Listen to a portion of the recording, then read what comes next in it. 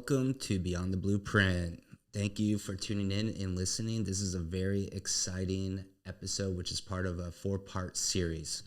And I thought about doing a series to keep this intriguing. So we're going to do this for the next 30 days, and I think it's going to be really exciting. So really, part 1 of this is going to be called Embracing Change, Unlocking the Power of Adaptability. So when we talk about that and unpacking the power of adaptability, it's about 2 different things, okay? So when I look at that, I look at what is a fixed versus a growth mindset concept.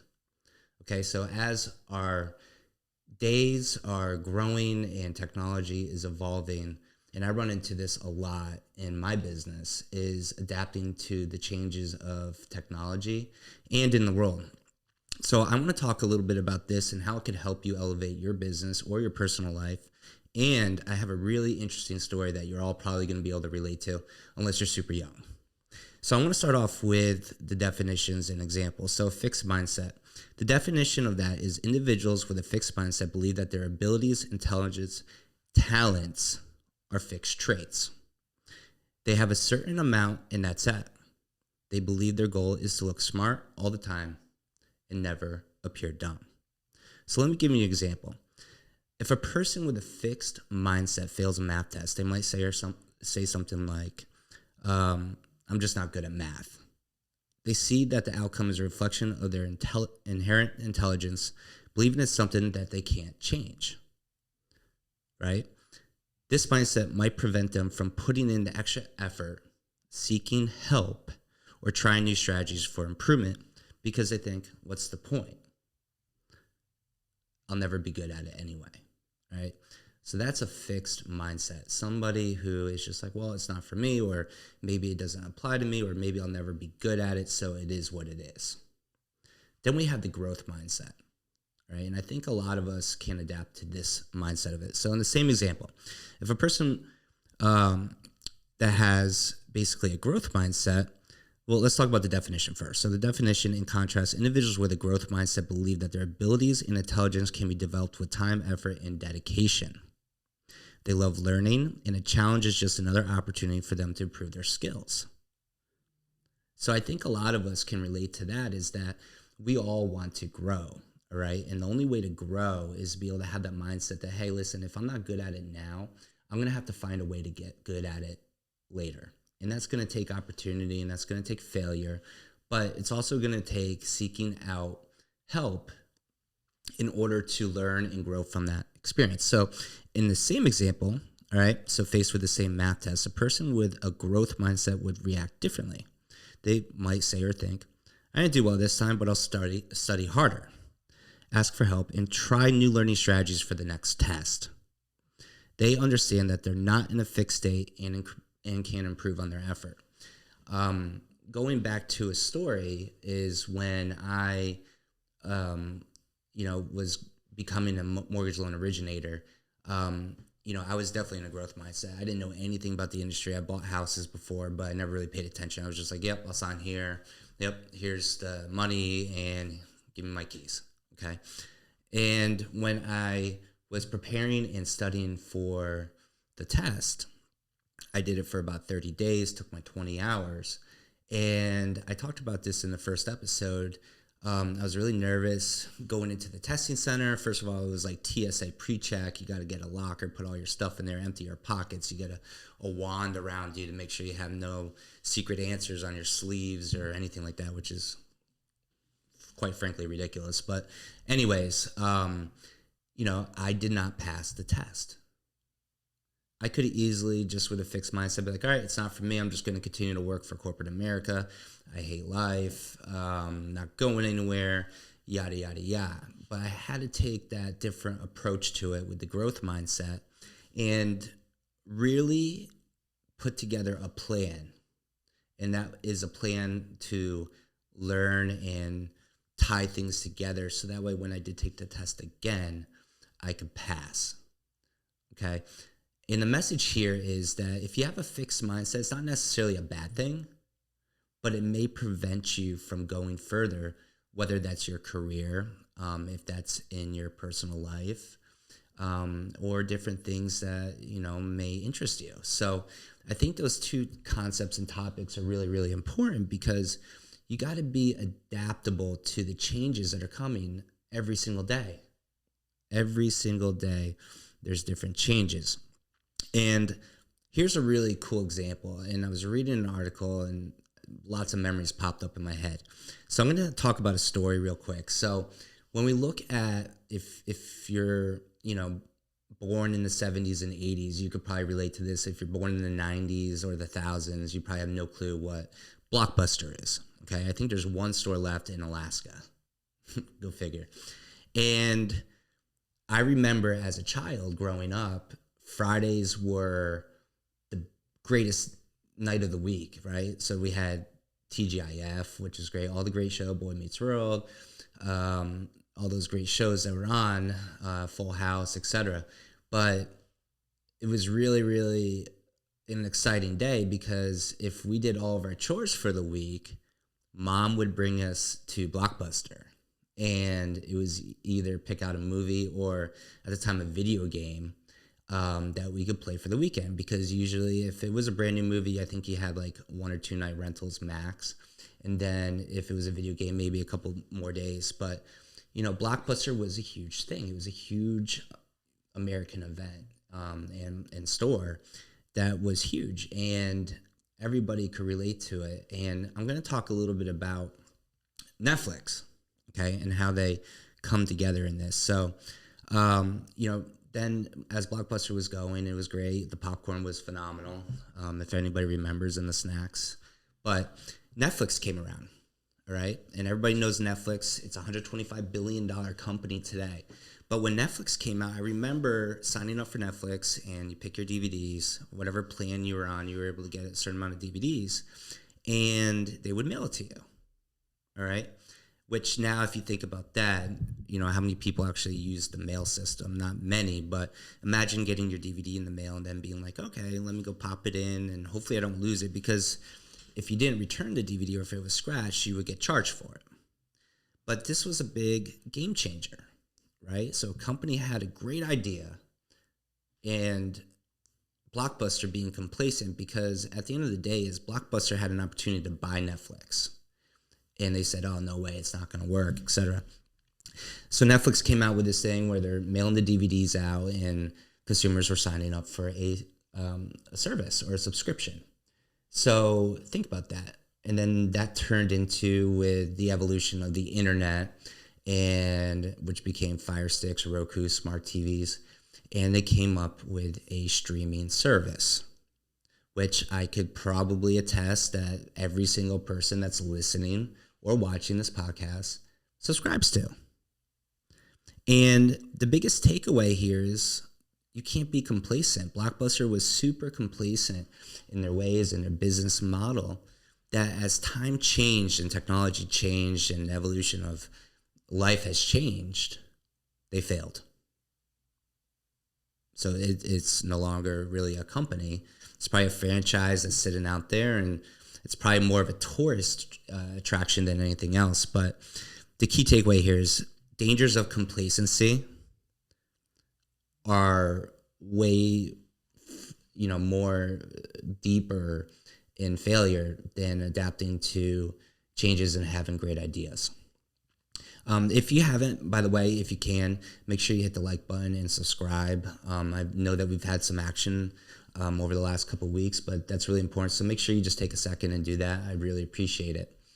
So going back into the adaptability, right? So if you could relate this to in today's world. So there are times when I talk to different realtors. Obviously, I'm a mortgage broker, and I help run a company, and a lot of them are like, well, how do you get business? And, I see you on social media, and how do you do that? Well, last episode, I talked about taking the first steps, right? So doing something for the first time. Well, if you have a fixed mindset, and your mindset is, well, I've been doing this for 30 years and this is how I do it, but then you're not busy, then that is not going to allow you to adapt and grow. Where if you have a growth mindset, you are going to have to ultimately learn what works today and not what worked 20 years ago. Okay. 20 years ago, you would have to go to a real estate office and probably flip through a book because there wasn't internet to look at listings. Well, now that's not a thing. You don't have to go to an office to do that. You could do it right from your cell phone. So with that being said, is that you have to have an open mindset and know that, hey, you are probably going to fail at things that you're going to do, but failing is the only way that you're going to learn how to do it better. And I remember when I first started in this industry, I had to switch up gears. Like my Facebook was all over the place, and probably not all of it super relative or friendly, HR friendly, we'll call it, to what I do today. So, I mean, I had to take a different approach of things. And I still remember thinking to myself, like, okay, how can I start growing a brand, right? And so for you guys out there that are maybe business owners and maybe not really good or don't understand how to use technology, it's such a huge and powerful thing where you don't have to do much. Like I have never been at a coffee meeting, right?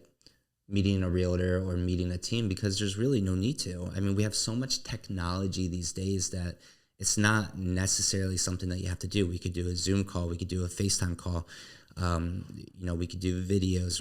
There's so many different things that you could do in business to grow it. And it's about having the right mindset of how to do that and learning as you go. And there's a lot of things I have learned. I remember my first video, I was just like, I'm just going to throw something out there and hope it sticks. Well, guess what? Yogurt doesn't stick on ceiling fans, people. It just doesn't.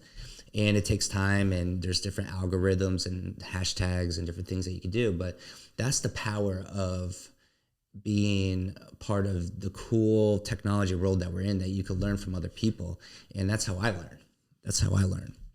And tying it back to the Blockbuster versus Netflix scenario is that, Netflix had a great idea and they took it to the next level, and it's a very, very successful company. Okay. And I know a lot of people out there that are listening to this or watching from home or on their phone, is that you may have a great idea, and I keep talking about this, but if you don't collaborate with others and put it down to fruition, then it's never going to become anything. And I really want the message out there today to be is that if you're in a fixed mindset, you got to stop being in a fixed mindset, and you have to go into a growth mindset. You have to go into a growth mindset. I'll say that one more time.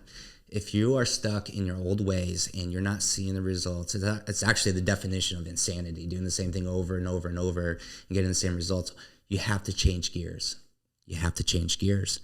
And by changing gears, you're going to find a way, and you're going to have that aha moment and be like, hey, if you're listening to this, you might say, hey, I was listening to Beyond the Blueprint with Matt, and instead of doing something this way, I changed it to this way, and I started seeing some, insights and action on it, and now I'm actually starting to get business from it.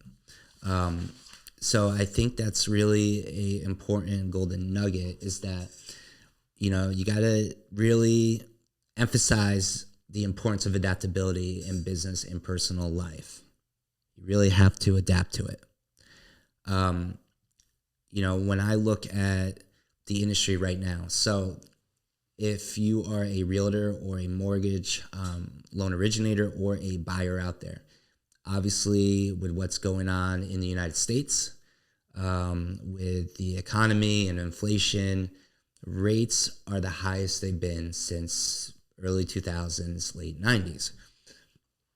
So yes, that is something that has an impact on me and everybody in the industry, including realtors and buyers, because right now, through a study, that if you are a consumer trying to buy a home, let's just say $400,000, the income that's going to be needed with the rates being what they are today, which is anywhere from 7s to 8s, is that you're going to have to bring in about $100,000 to $120,000, depending on your debt, to be able to afford that home.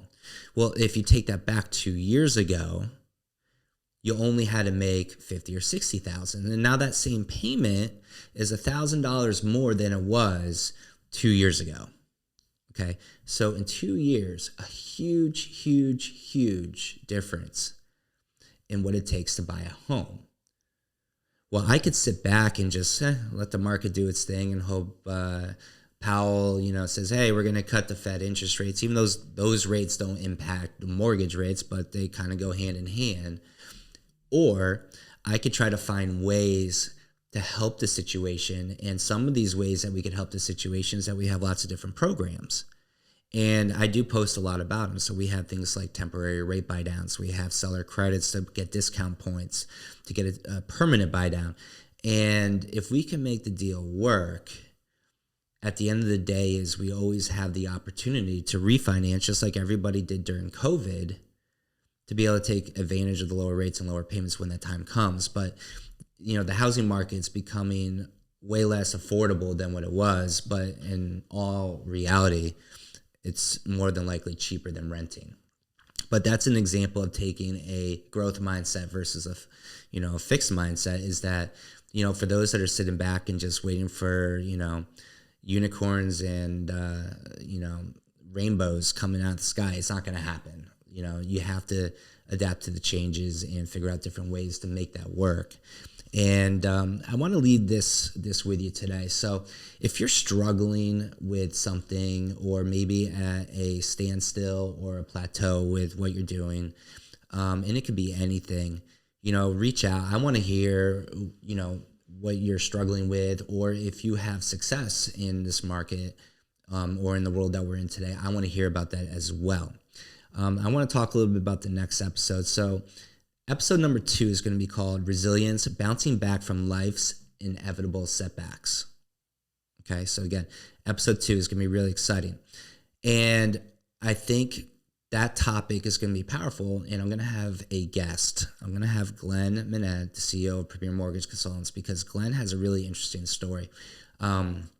Got into the mortgage industry in the early 2000s. Obviously, we had that crash where mortgages weren't a thing for a period of time, and how he built up Premier Mortgage. And I also want to talk about Goosehead, which was an insurance company that was new to Florida back, 5 years ago or so, and talk about, things that he would have done differently because that company didn't work out. So I think he has a really good story, and I think you guys are going to love it. But as we wrap up today's journey of understanding the power of adaptability, I want you to take a moment to think about setbacks you faced in your life. And next time, we're going to dive deep into a topic that often defines the course of the personal and professional journeys of resilience. Have you ever wondered why some people seem to bounce back from failures and setbacks stronger than ever? How do they turn their challenges into stepping stones? What's their secret to not just surviving, but thriving in the face of adversity? That's what we're going to talk about on the next episode of Beyond the Blueprint. We're going to talk about how successful people have failed and fallen backwards, and they have gotten up and been stronger than ever before. So this is a really exciting one. I'm really excited about this one. Glenn's going to be our first guest on Beyond the Blueprint. I hope you guys have some value behind this and can have a great mindset moving forward of growth. And do me a favor, please, if you can, just hit the like button if you are watching on YouTube, and make sure you subscribe so you'll get notifications. If you're listening on the podcast, make sure you follow. If you can, please leave me an honest review.